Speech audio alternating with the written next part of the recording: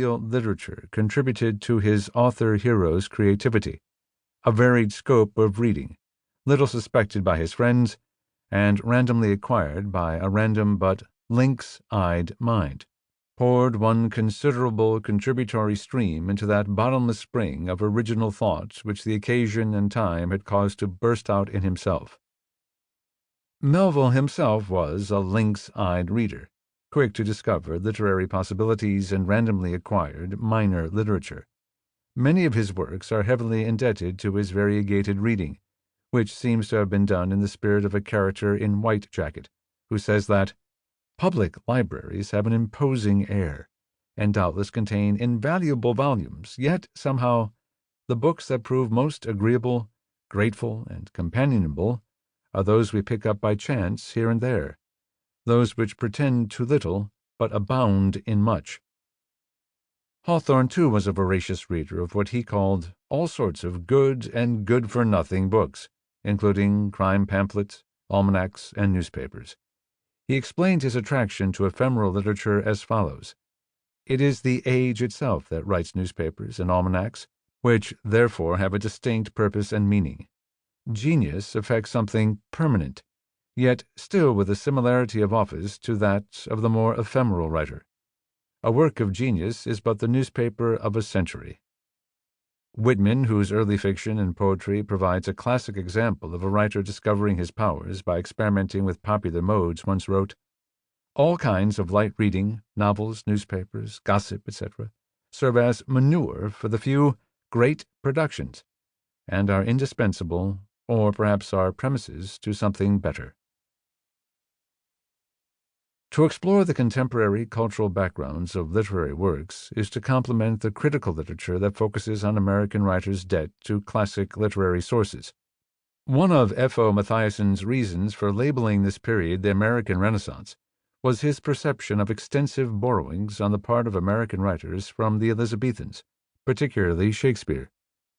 More recently, Harold Bloom has described a phenomenon he calls the anxiety of influence, whereby each major author is described as waging a titanic struggle to get free of the overwhelming influence of classic writers.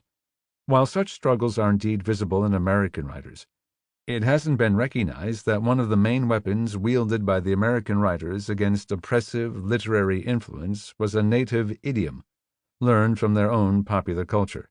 The truly indigenous American literary texts were produced mainly by those who had opened sensitive ears to a large variety of popular cultural voices.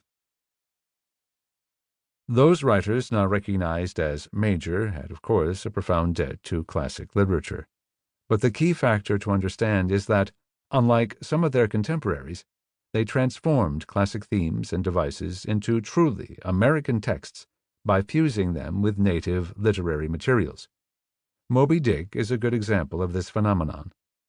Melville has often been called America's most Shakespearean writer, and Moby Dick his most Shakespearean work.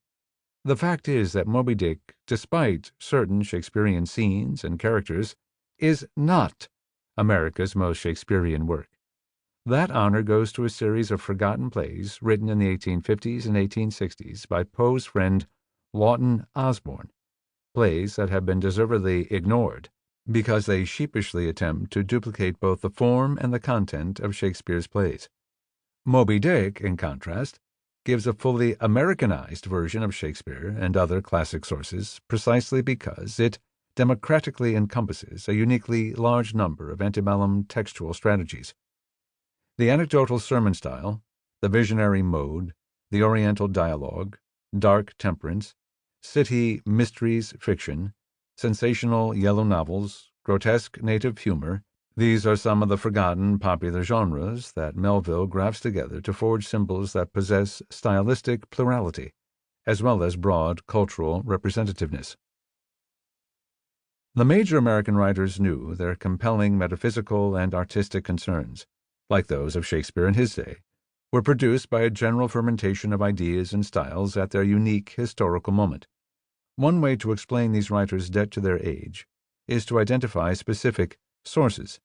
But source study takes us only so far toward comprehending the complex process of literary genesis and flowering.